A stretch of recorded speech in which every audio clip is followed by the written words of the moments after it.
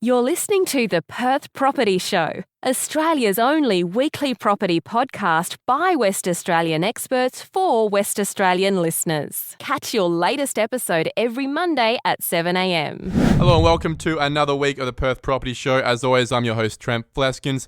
Each and every week, we are talking with Perth's number one experts in their field relating to property. We've got Andrew Vaughan from Intelligent Home back in today, and we are talking about the all-encompassing concept of home automation. In the last few weeks, we've chatted about technology in audio-visual space, in the security space, in just as a general idea of what's going on in tech space for homes these days with the builders, with retrofits. But today I wanted to have you in to talk about tying it all together. The idea of that movie Hitch that we all saw 10 years ago, where they go into his apartment and he's turning on the TV, that's happening, there's someone talking to you, Siri's somewhere else, and it's all in our imaginations. I think what we thought was going to happen when this Google Hub side of things came in, and right now what it's doing for me is giving me Spotify music and setting alarms. It's surely going to go so much further than that, right, Andrew? Oh yes, most definitely. So it's great having all these smart products in our home. The key is bringing all these smart products together and actually having a smart home as opposed to just smart products in the home. So we would look at that by putting in a control system. What's this control system? Is it Google Hub? No, we would put in what we would put in Control 4. You've spoken about that before. Yeah, so they're an automation company, and they're about being an umbrella over the top of other smart products. So you can talk to all different brands. It doesn't have to all be Samsung. Correct. Okay. Yeah, so they're designed to talk to many different products. The last thing you want is a home where you're reliant on one system that if that system falls over, everything stops. Or if it becomes technologically redundant. Correct. Yeah, that's right. Or your needs change. So you want to make sure if you've got you have your smart lighting system and it can be controlled by itself. It's not reliant on something else. You'll have your music system. You'll have your security system. You might have an intercom system that can unlock gates. This is all on one app, or is it a different remote control that you've got sitting around, or is it you don't even need a controller? Everything's just talking to itself, and you can say, "Hey, Control 4, do this." Yeah, combination. So you can have apps on your smartphones, which you can potentially control away from the home as well, on tablets and screens around the home. You could have schedules and things set up that can work in the background, so you can have things happen, lights turn on and off at certain times of days, or blinds open or close, or locks around your home lock without you even have to think about it. You can integrate voice control now as well. So you could have a scene which would trigger a relax mode that might dim certain lights and turn on the sound system. And would that require microphones to be installed around the house? You would need something like your Alexa or your Google Home product. So Control 4 can sit on top of those products? It can, yeah. It can integrate with them. All right. Yeah. You can even integrate it with, say, your Alexa on your phone, driving home. Ask Alexa to do a welcome home mode, which might open the garage door as you're driving up and make sure the lights were on for you and make sure the aircon was turned on and set to the right temperature. So you can say, Alexa, I'm 10 minutes from home, welcome me. You'd have a key, like you'd have a phrase, and yeah. that would trigger that mode. That whole scene, a whole automated process. Correct. Yeah. If you didn't already have something in place that was scheduled at a certain time of day, like 7 o'clock, turn on the front porch light and turn on your hallway lights, but only if the sun was actually down. So these systems have smart ways of tracking.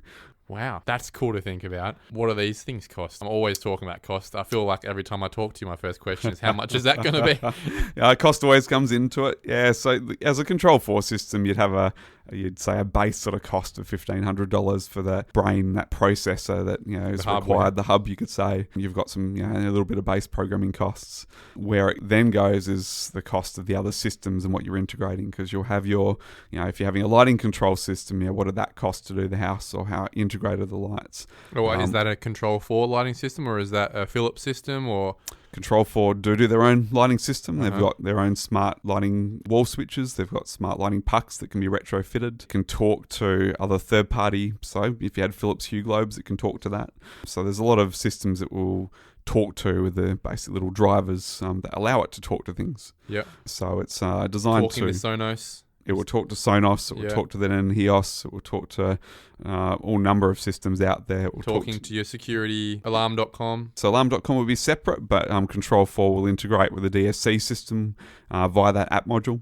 Okay. So you can arm and disarm it remotely through the one app. What about my Griffin or my Centurion garage door? There's ways of retrofitting. We can tie things, have sensors fitted to garage doors so we can track if the door's open or closed. And if the garage motor has a sort of a little relay contact, we can then trigger that door to open and close as well. So it can be retrofitted. So it's not about getting a whole brand new system just to automate the opening and closing? No. Okay. No, there are ways of retrofitting and tying in. Uh-huh. Yeah. These things obviously cost a bit of cash, but what I'm thinking of is some of those items you talked about, like making my blinds automated, for example. That would need new. Where do you get automated up and down blinds? Look, you can get there's certain blinds which have wireless technology built in that, although will have their own system to talk to, we can integrate with Control 4, and a lot of good blind companies out there. You'll find will have these, whether they're battery operated for control, or you can hardwire them. Yep. So the tech's actually in the motor itself. So that's the thing. Yep, you can. A lot of motors, a lot of things that can burn out. It seems motors can always be replaced. So you've always got the cost of the blind, but pieces of hardware, motors, they're not doing a lot. They're Too making a often, blind go up and down. Yeah, true. So typically they'll last a long time. We need to be mindful of how things wirelessly talk, and we have to design systems properly. And there's a bit of assessment that goes on. You're asking about cost. We've done systems where we'll have an intercom that will come onto their phone away from the house that can tie into a driveway gate that opens, or a pedestrian gate, or we might have a digital door lock tied into the same app, so someone could come to their home, press the doorbell that's at the front gate. The person could, from their phone, see the person, talk to them, open the driveway gate, disarm the alarm, potentially open the front door for them, and even turn on the TV or from their phone, so this person could just sit inside and wait for them. Is this all Control 4? Control 4 can tie in with all of this. Why haven't I heard of this brand before? It seems like it should be as prominent as Google and Samsung and Apple. That's some serious technology. Oh, it's amazing. Yeah, it's really good. And look, at a cost, like, these systems, if we start tying in driveway gates and everything else into it, and intercom, and, you'd be upwards of 10,000, for a complete, system. Could be 10, 15 or more. But I guess the people that are really looking to go to that extent, especially for security purposes, their homes are pretty expensive homes in the first place. So around the $10,000 mark is probably rounding numbers on what you're looking at for the final solution. Yeah, and then everything's integrated, and if the budget isn't there, well, you could start with a $1,500 base point. And then go, great, well, I've got good control of my theatre or my sound system. I could easily tie in a few other little products, and then I can slowly build and add things as I need to or as I want to. So it doesn't have to be a big outlay initially, but it could be in the end, depending what you want to do. What about things like underfloor heating and setting that scene again? It's just the ideas that are coming into my mind now. Sure. Is there really no limit? Anything that's controlled or is electronic can be triggered to be turned on or off?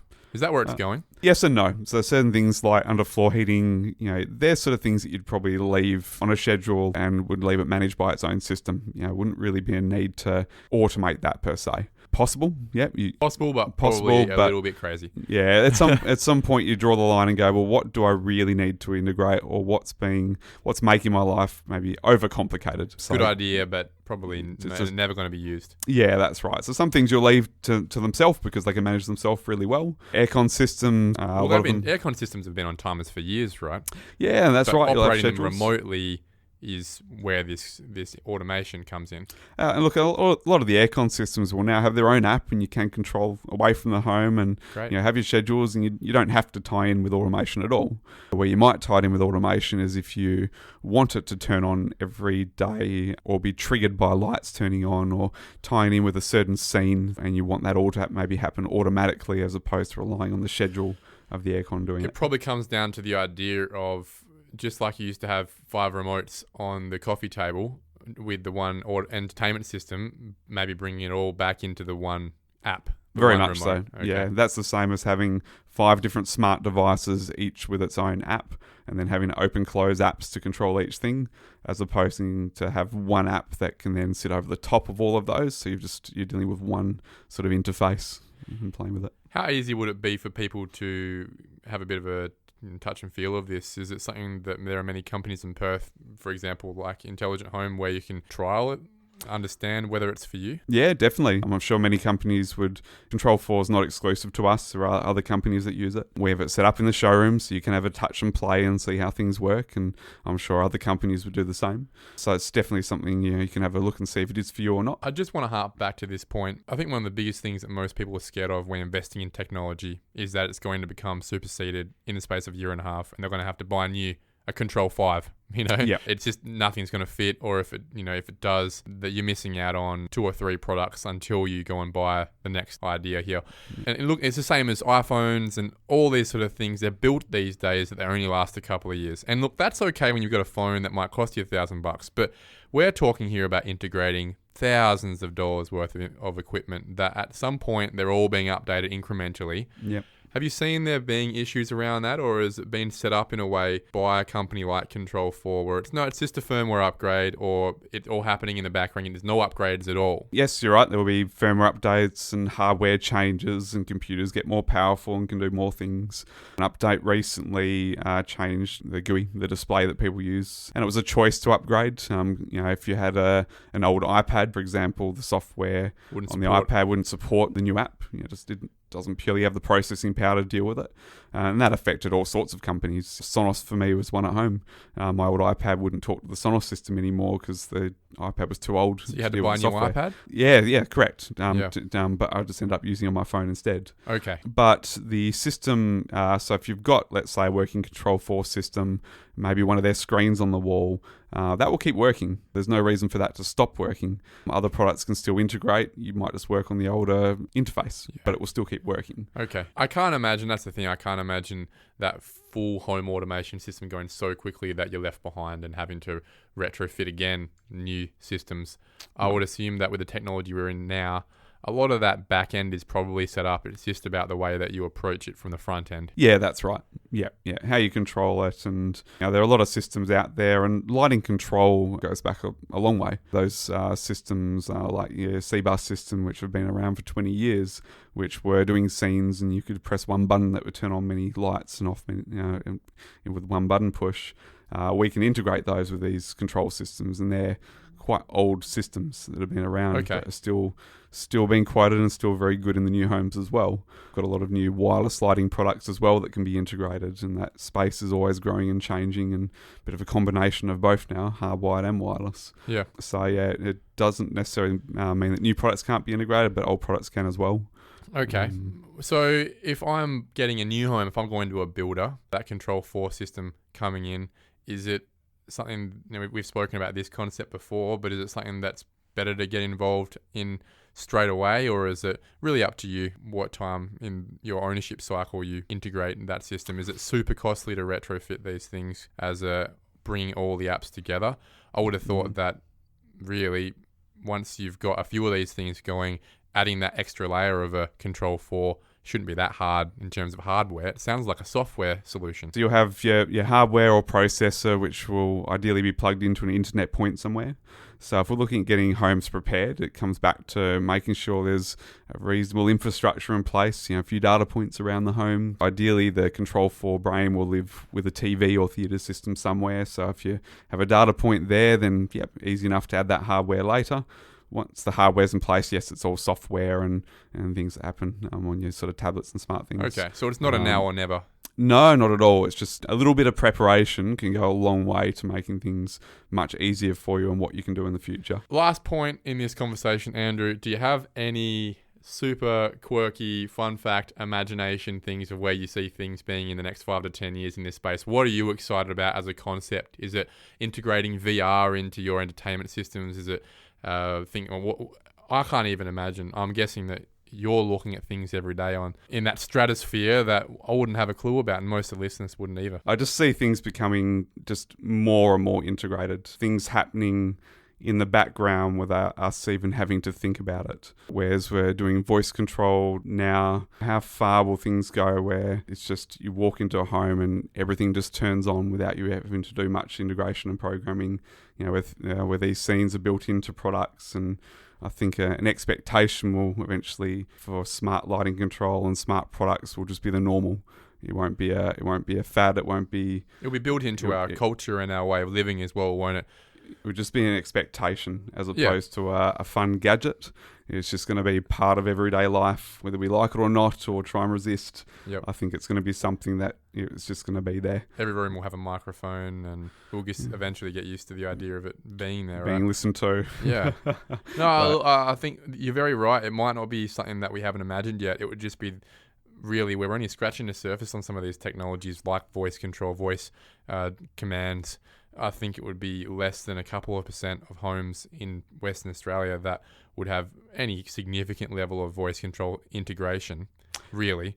And it would probably be maybe 10 years from now that most of us are using a significant number of our products, electronics, through voice command because we've got that accessibility now. Yeah, whether it's voice or even facial recognition, it sees a particular person come home and knows door that automatically opens. Yeah, or that person likes this particular music playing, and they always go to this room in the house and want these lights turning on the way to the. That's where it starts. Maybe be a little bit scary and a little bit fun with this technology tracking us, but Skynet. That's very much so. But look, the face tracking technology's there. It's out in the world. It's just how long it takes to really integrate into the homes. And there are systems that can recognise your face and unlock a door. Imagine a day where we don't have keys anymore for a house. I mean, cars have already got to that point in the luxury space. Well, no, it can be there. We have digital door locks which you can. But as a broad spectrum where it's an option to have a key. Yes. Yeah. Right now, it's an option to have your RFIDs or those sort of things, but the day when we don't have a key to unlock our house as the norm. Yeah, well, as the norm, I think it's the key because you can get digital door bolts, which can just literally palm and then enter your code and not have a key, and that will let you in the house. Yeah. You can do facial recognition that will do the same. So you can potentially be keyless if you wanted to. It's actually now surprising to think that this hasn't been permeating through society much quicker then, because you're right, there are, you just named a few of them, of these different technologies as ways to enter your home securely, possibly more securely than a deadbolt, or than a key, I should say, because they've still got the deadbolts behind them. That's right. Why hasn't it started to pick up? Is it because people don't trust the technology and they think they're going to be locked out of their own house?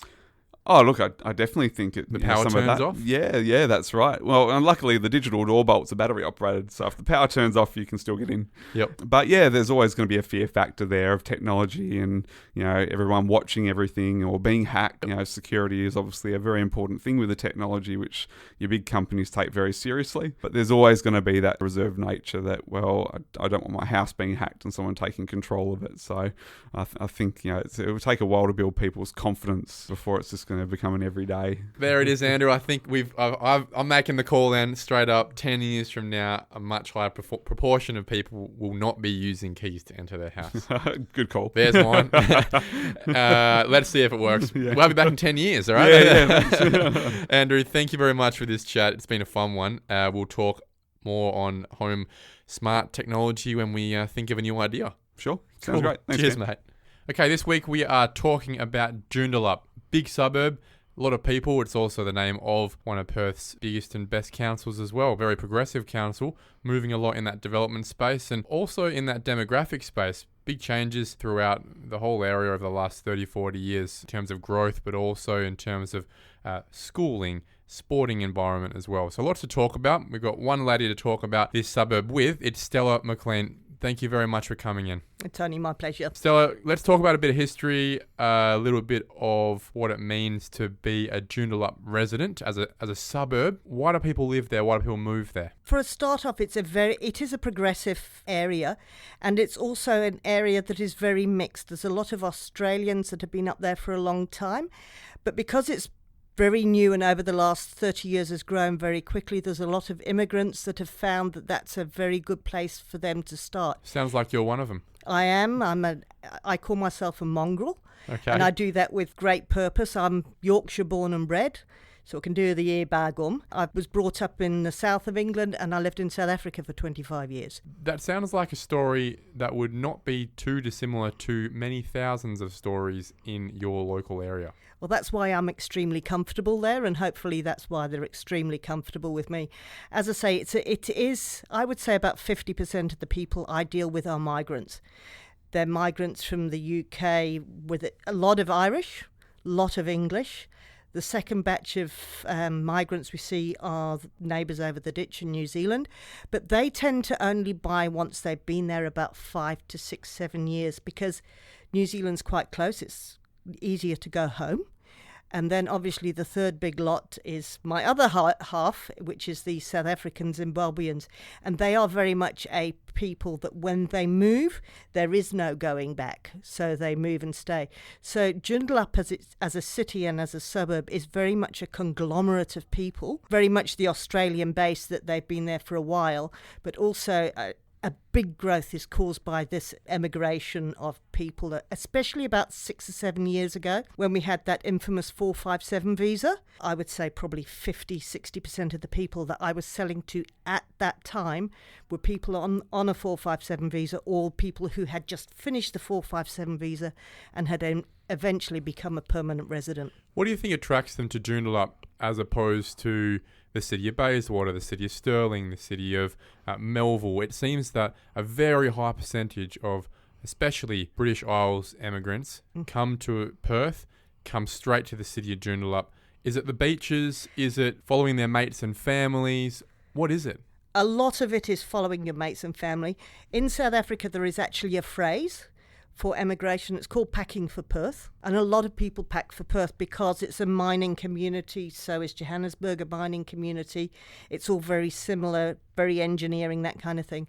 When you look at Perth as a whole, it's more traditional around the city. There's people who have been there for years. Their family have been there for years. There is establishment. Exactly. Whereas when you go that bit further north, anything from about Warwick north, they're newer suburbs. And a lot of the UK people have lived in an older house. They've lived in homes that are 100, 200 years old, or those terrible kind of 60s houses that were part of the boom of English building. And they're looking for a newer type of home. The fascination of living close to the sea is large. And Joondalup is, 7 k's from the ocean? Wherever you are in terms of a north distance from Perth, you're always close to the beach when you're in the city of Joondalup. Correct. And the other thing also is, people from the UK, they're used to travelling to work. To travel an hour a day to work, don't mind it. It's more of a priority to be close to the beach, close to where their children are at school, where they're comfortable, and where there is an environment of a cross-section of migrants as well as people who have been there for a long time, so they don't feel as though they're on the outer. They feel as though they're part of... There's a level of comfortability, of familiarity, but also of that new venture of having Australia's best factors and best lifestyle options as well. Absolutely. And what Joondalup has done very well is sporting facilities, for example. We have the HBF Arena, which used to be called the Joondalup Arena.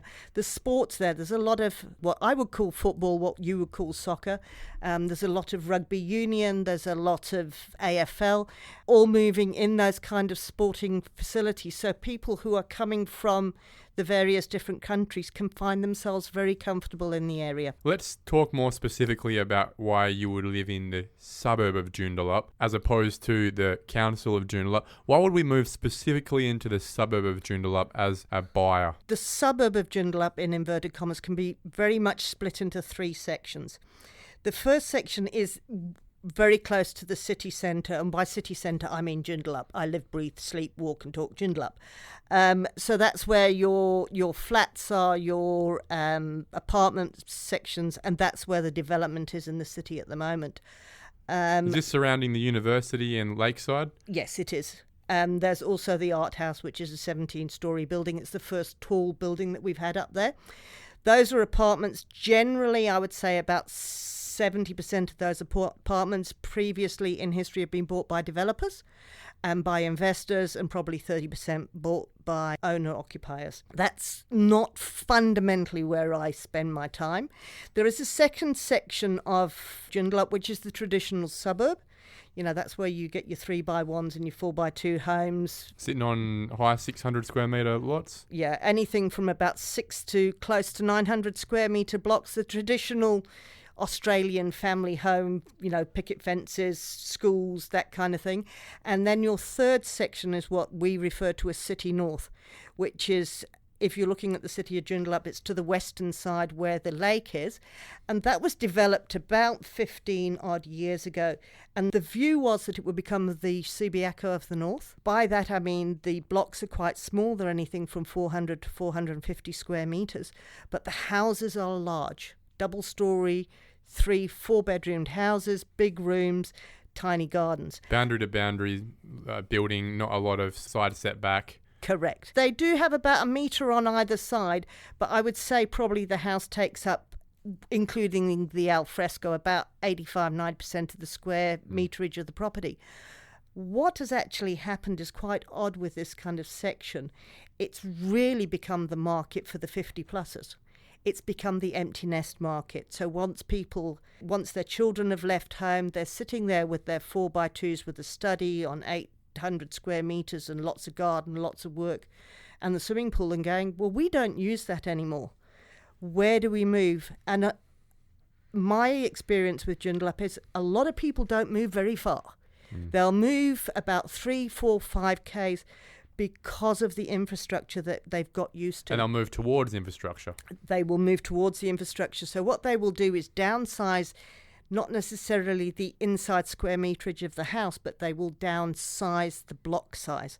So they'll end up in these large townhouse type properties comfortably because there's space for the children to visit, there's space for the grandchildren to visit, and yet they can walk to the shops, walk to the cinema, walk to the restaurants. And then obviously on the other side of Joondalup is the lake, the Yellowgonga National Park, which as you get older you do want to walk more. So there is that kind of feeling of living in the city and living in the country, and they'll walk from either side. So it's a complex suburb of such. If we're living in Joondalup, where are we sending our kids to school? If you're living in the suburb of Joondalup, which is north of Moore Street, there is a very, very good primary school in there. The Joondalup Primary School, it's about 500 pupils. It's a big primary school. It's rather large, yeah. It is, but it's also one of the top primary schools. A lot of people send their children there. Right next door to that, obviously, is the arena. Right next door to that is the Lake Joondalup Baptist College, which has, for the first time, got into the top 20 schools. It's a private school, but fees are about $8,000 to $9,000 a year, so it's not one of those really expensive private schools, but the quality of the education is good, and that's running through from start of school till the end. There are a few high schools around. The feeder high school for Joondalup is Belden, which has come up quite considerably in the last 4 to 5 years. There is also Ocean Reef, and then the Kinross College, which only goes up to year 10. So there are a lot of different educational institutions. Obviously, we've got ECU, our own university in our own back garden, which is really good because they put a lot of time and effort into the area, and it makes it a progressive feeling of your child from going to primary school to high school to the local university. We've also got a lot of TAFEs, the West Coast TAFE. So if your child is more into fixing trucks and cars and the technical side of things, that can be done there as well. So they're really planning to try and make this town centre as self-sufficient as possible, so that people can live their life in that city of Joondalup without having to connect into the city as often as they used to. What they've also done is they have brought in new buildings into the city of Joondalup, which were formerly in the Perth city centre. We now have the Department of Environment and various other different government... Yes, decentralising them. Yep. Having people who are commuting from Joondalup every day to get into the city go, well, let's just leave you out there. Let's keep working there. You're 5 minutes from home. Well, exactly. They did it originally with Landgate going out to Midland. Now they've got the Department of Environment. They've done that with Coburn as well, with a few departments too. Makes sense. It does. Helps with congestion. It does, because it then makes that people don't have to commute into the city. Also, obviously, we've got the industrial areas of Wangara just down the road. Also, there's the lime pits further up towards Carabooda. So there's a lot happening. There's a lot going on. And I tell you, if you think roadworks are bad in Perth, you need to go to Joondalup. They are widening all the roads, big roundabouts, huge construction, because the population is growing so big. And our sister city, Wanneroo, is growing even bigger. Let's talk about some nitty-gritty now. Let's talk about numbers. If we want to buy in, and as you said, most that are buying in Joondalup are either from Joondalup or from somewhere else in a different country. I rarely see someone come from Bayswater to go live in Joondalup. To be No. frank, it's very much an insular spot now, and it's on purpose. So if people are paying for product here, they're generally either downsizing or upsizing within the suburb or within the local area, right? There's a lot of people who have grown up with the 800 square metre block house, the traditional home, evaporative air conditioning, big master bedrooms, 3 small beds.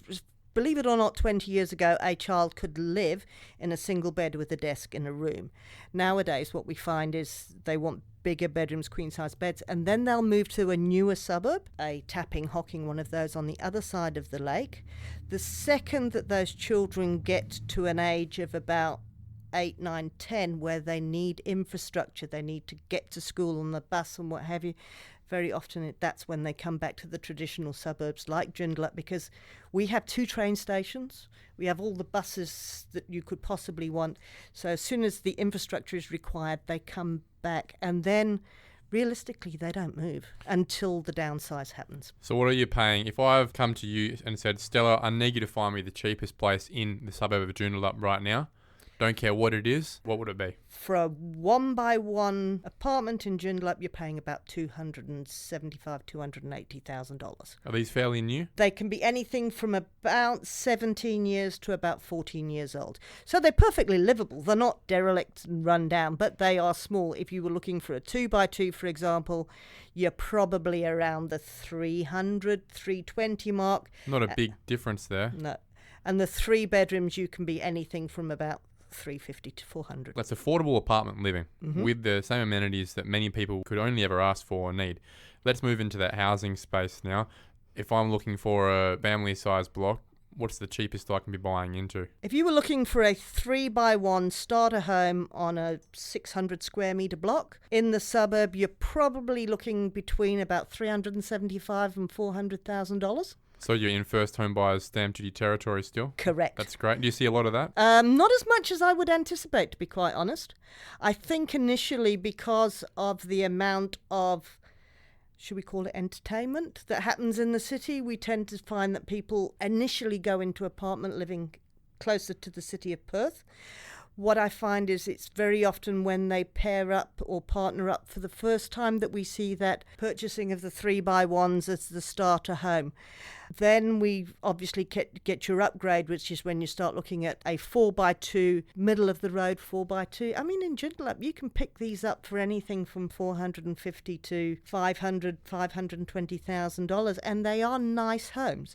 They're the kind of homes which, what we say in the industry, if the bones of the home are good, and you can upgrade it as much as you like. And then obviously Probably a very middle class home that most of us have all grown up in. Correct, yeah. And then obviously what happens over and above that is you end up anything from about 550 to about the end of the 600s. You will get a really comfortable, nice 4-by-2 home with a study, with a swimming pool on 800 square metre blocks that are elegant, really nice homes to live in, and your children will be comfortable and they will be able to get everywhere without you fetching and carrying them. Is the differential of who's buying these really just dependent on the level of income and equity these buyers have got? Is their walk of life and their needs fairly similar? It just dependent on how well they do in their job or how much they've saved. Is that really determining to what level they're buying in?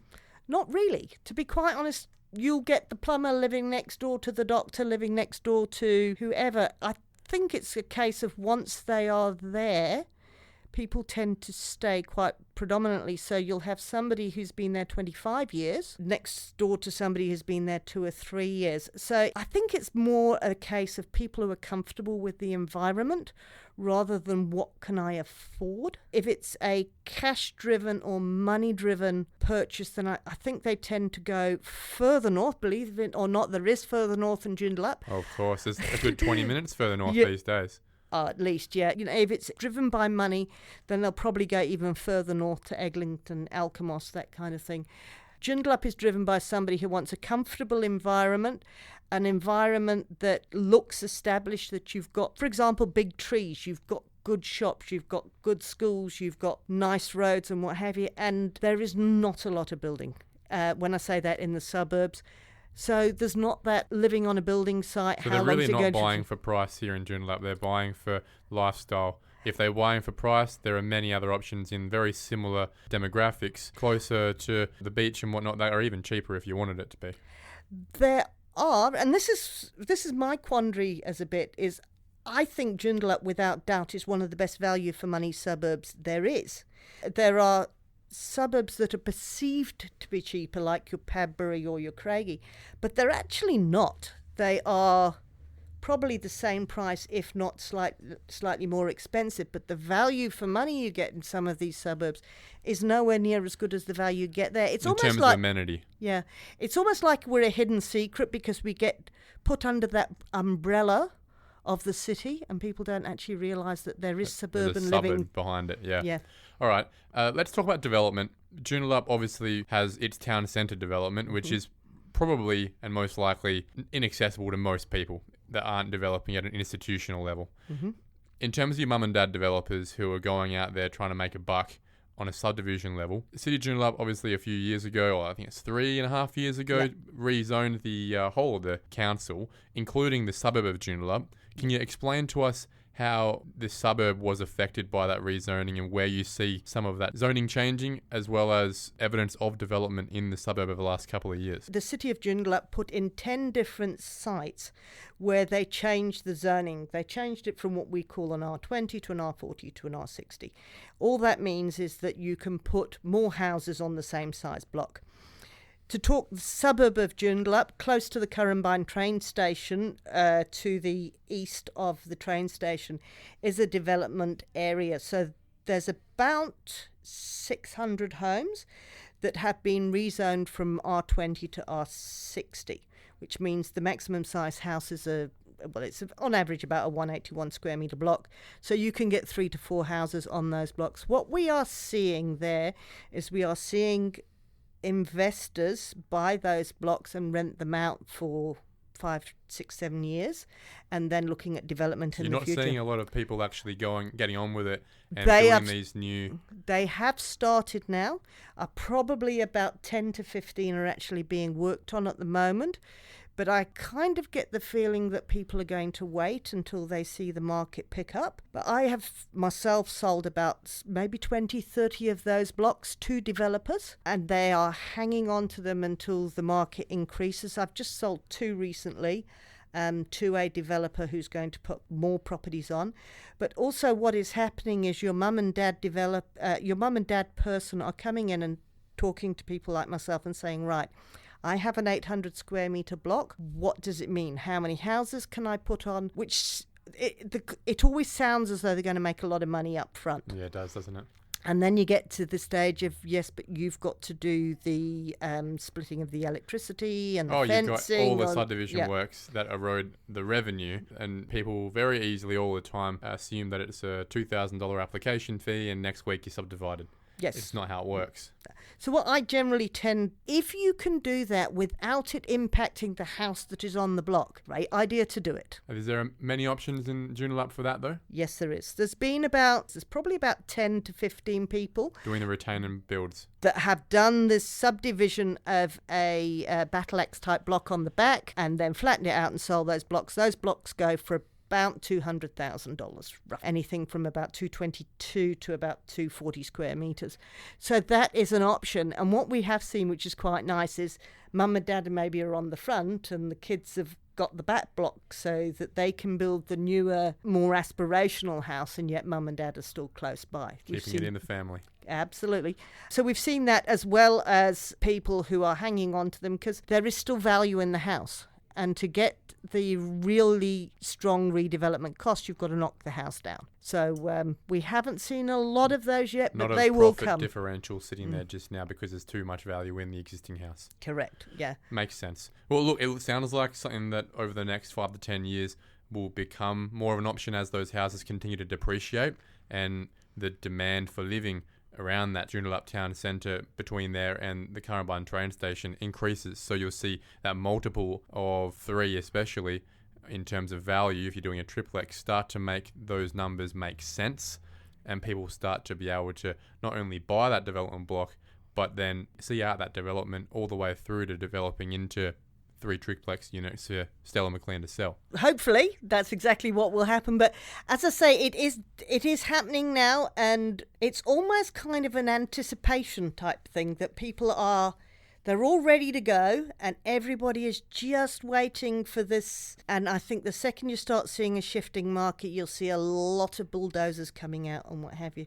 But having said that, the opposite of that is some people don't want to live in a environment where there is quite a bit of building and what have you. So there's a lot of people who have sold or wanting to sell their large 4x2 to get out of there. To get out of there, to stay within the family environment, and then obviously you have investors picking those properties up as well. Stella Mclean, last question of the day. The median house price in Joondalup, what is it? That's how long is a piece of string. It goes up and down every day. On average, I would say it's about $470,000, $480,000. Okay, so for $475,000, if Stella Mclean had that in her handbag as she walked in today, what would you be buying with that money in Joondalup? Me personally, I would be buying one of those the blocks that has the potential to develop. If we are talking money, if we're talking from a money point of view, I would be buying a block that is in an R60 zone that's on a corner. If you are saying to me... For $475,000, that's available? Yes. Yep. If you are saying to me as a mother of 2 children, what would I be buying? I wouldn't be buying in the development area. I would be buying a comfortable 4x2 home that has the potential that in a couple of years I could knock the kitchen down and make a nicer kitchen, etc., etc. Got a favourite street for us if you're going to be buying that for yourself? Oh, I'd love to buy in Sertoma Court, but I couldn't afford it because they're all $1 million houses. I've got 2, if I can have them. They are both quiet streets that you would never know were there unless somebody like me told you. I think Vaughan Grove is a really nice street because it's quite high up, and you've actually, believe it or not, got sea views out of quite a few of the properties there. There's another road called Suburb Gardens, which is the same thing. You get sea views. You're just looking for somewhere which is nice, handy, close to the shops, and very, very pretty, and they are there. Stella Mclean, what a very insightful and broad discussion today. Thank you very much for coming in and chatting Joondalup. And when you've got a chance, go and get number 1 of another suburb so we can chat again. That would be my pleasure. Thank you, but I'm stuck with Joondalup. Thank you for listening to another episode of the Perth Property Show. If you've only just joined the conversation, you can catch up by heading over to our website, perthpropertyshow.com.au, subscribing to the podcast, or joining our Facebook page. Don't forget to tune in next Monday at 7 a.m. for more expert insights, local analysis, and suburb spotlights. Happy hunting!